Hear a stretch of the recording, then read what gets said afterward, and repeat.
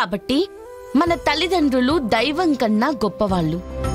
మనకి జన్మనిచ్చింది వాళ్లే కాబట్టి దైవం కన్నా గొప్ప వాళ్లే. కాబట్టి మనం ముందు ఏ పని చేసినా అందులో విజయం సాధించాలి అంటే మీరు బడికొచ్చే ముందు మీ అమ్మా నాన్నల ఆశీర్వాదం తీసుకుని రావాలి. మంచి చదువు అబ్బితేనే కదా మనం ఏదైనా సాధించగలం. అప్పుడది మంచి పనే కదా. అవును మేడం. ఆ మంచి పని మీరు నిరంతరం చేస్తూనే ఉండాలి. ఎందుకంటే తల్లి పాదాలు చాలా పవిత్రమైనవి.